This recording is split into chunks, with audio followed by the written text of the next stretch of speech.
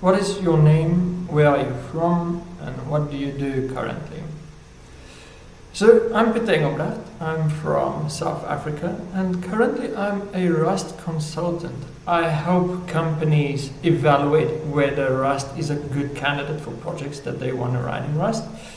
I also help companies who are writing stuff in Rust to get that writing done, planning their projects and getting it completed. And then finally, I'm also just helping companies or consulting for them in terms of upskilling their current developers onto Rust, just getting them to transition over to Rust.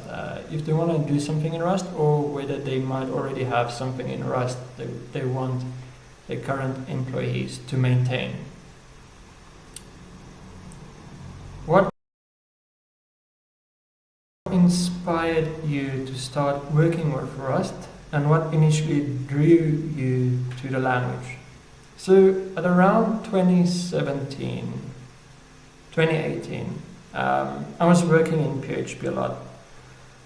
And I was frustrated a lot. So something I've always cared a lot about in terms of just the code that I produce is I want the code to be really, really fast, or to perform really fast. That's always been a concern of mine, at least. And then, like most people, I had a slight background concern about caring for security. Mine might have just been a bit more activated than most people's. Having tried some security stuff in the past, I had a bit more focus on security as well at the time than most developers. This meant that around that time, 2017, 2018, I heard about these two new languages coming up, Golang and Rust, and I decided that I want to learn both of them. So I learned Golang, finished learning Golang, and as I was about coming to the ends of that, it became clearer to me that Rust is the language that I would actually want to have instead. In terms of speed, it's going to solve what I care about more. Rust is going to solve it more. So that's when I then decided to get into Rust as well. Follow up. Were there specific challenges or opportunities you faced in adopting Rust? So yes, most definitely. I actually failed to learn Rust on my first time around. So I used the Rust book for learning Rust. I got to around maybe chapter 5, I think. Then that fell off. That being the challenge, Rust, for me at least, I didn't have the time or the context to learn it. Then 2020 came around. I had to do my honors thesis, and at the time I was very excited about a library called Loki. Loki is a C++ library for automatically writing or implementing design patterns at compile time for the C++ language. Having had this interest, I approached my supervisor and asked her whether I could attempt to auto-implement design patterns using the Rust macro system at compile time. She was happy with this, and that rekindled the thing for me to learn Rust. And I completed I had to relearn or complete my Rust learning in 2020.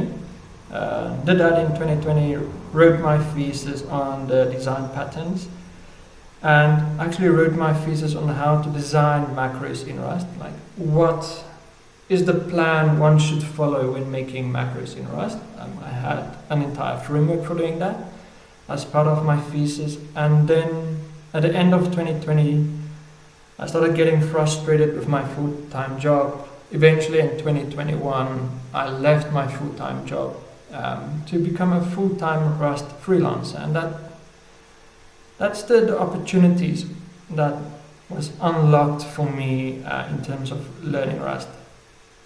Just being someone that can work on Rust full-time and being a freelancer for Rust companies since 2021.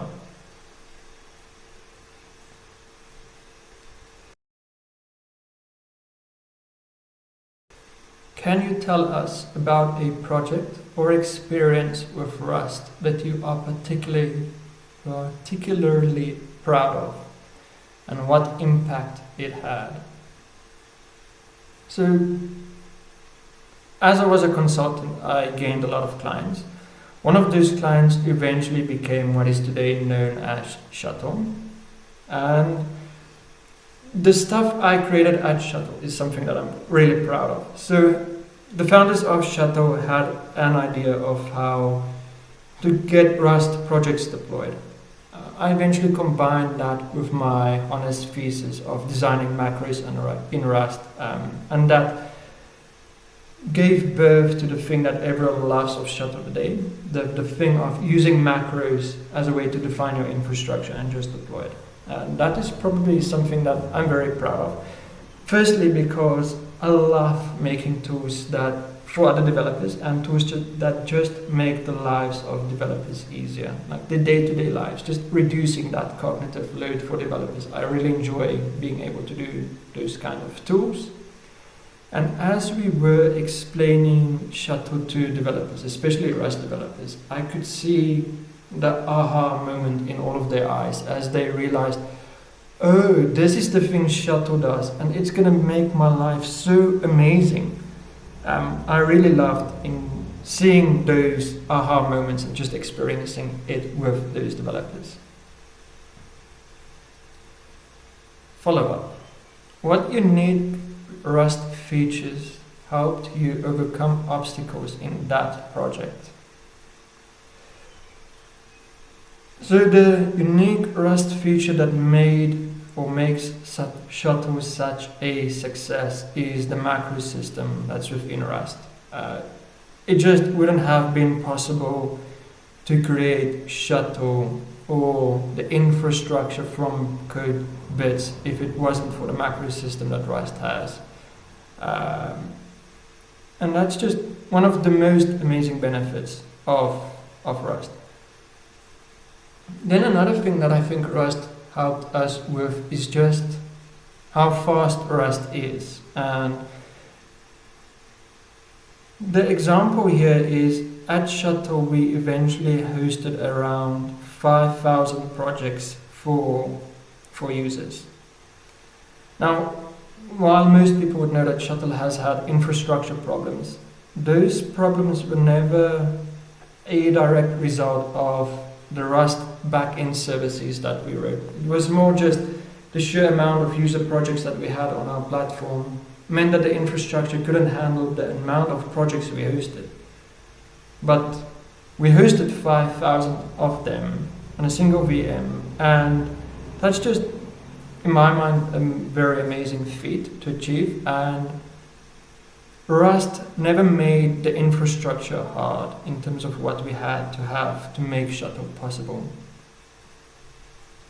And we also never had any programming or almost no logical errors or bugs that ever propped up with inside of Shuttle. It was almost always just infra problems. And I believe a big contributor to this was because we used Rust. It just made it so much easier to maintain. We had so much fewer bugs within the system itself.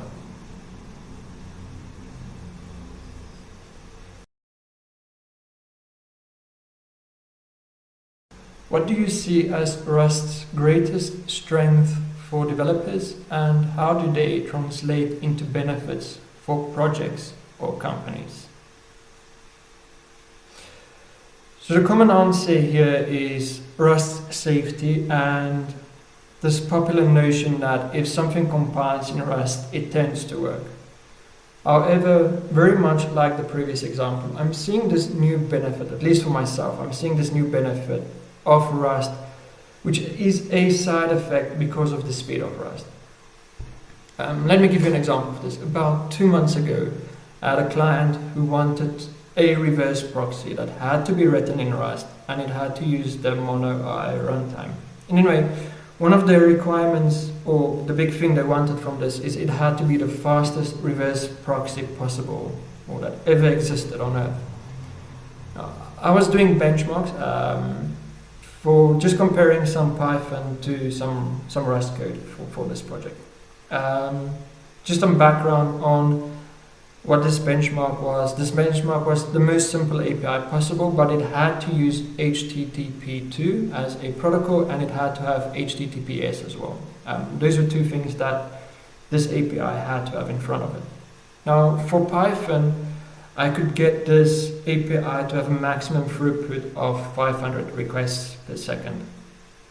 Having rewritten the exact same API, most simple API functionality in Rust, I could get up to 1 million requests per second. So that's 500 for Python, 1 million for Rust. Okay, what's the benefit here? Imagine if a company or project was written in Python. Most projects would be fine with 500 requests per second. That's still a lot of requests happening within a single second. But as this company grows, they might eventually reach a stage where they would have to handle, let's say, 100,000 requests per second. But to scale something up from 500 requests per second to 100,000, from 500 requests per second to 100,000 requests per second means scaling up 200 times.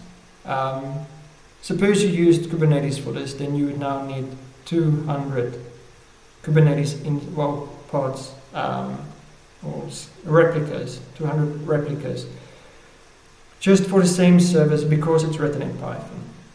Handling 200 in terms of a scale-up makes the infrastructure a lot harder to think about, a lot harder to maintain, a lot harder to reason about, and it introduces a lot more complexity and places for bugs to happen. Now, if the same thing was written in Rust, we already knew it could handle 1 million requests per second, so it handling 100,000 is a no-brainer. That's still just a single service. There wouldn't need to be any scaling. Having no scaling means all these problems of scaling up is no longer applicable to this project. So the side effect of using Rust here is the infrastructure is a lot easier. Benefits to the company is just way less complexity. Rust as a language is already making it, well, in my opinion, Rust as a language is making it easier for people to write code, and then it even simplifies the infrastructure even more. Follow-up. How do you think Rust fits into the larger tech landscape? Exactly because of this thing of making infrastructure easier. Stepping back into the history of coding, we obviously had two things happen maybe since the 70s, 80s. We've gone from pure compile languages to a bit more human-friendly languages that made it easier to code without having to use assembly. We went from assembly to compile languages, then went to high-level languages, eventually went to object-oriented languages, and we progressed into higher-level languages. The point being, our progression here, our progression from assembly to compile to maybe object-oriented, even higher-level languages, is that every progression makes it easier for us to code things. We can now code something in a high-level language that would have probably taken days to write out in assembly. This is one of the tracks that has happened over history. At the same time, we've moved from thin clients to dedicated servers to realizing, okay, virtualization might help us. Let's use VMs instead. To realize, okay, VMs has a lot of wasted resources. Let's use Linux containers instead, or Docker containers instead. Another track that has happened over history. And this track has almost made it more complicated to deploy and host applications. Whereas the above track made programming languages easier, this track has made our infrastructure and our deploys harder with time. And at the same time, we've been developing tools to make the infrastructure a bit easier. So now for the follow-up question. How does Rust fit into this bigger landscape? In my mind, Rust almost tackles both problems or both tracks at the same time. It, at least in my mind, makes programming again a lot easier with pattern matching and just a lot of things that are being introduced in Rust, the package manager. That makes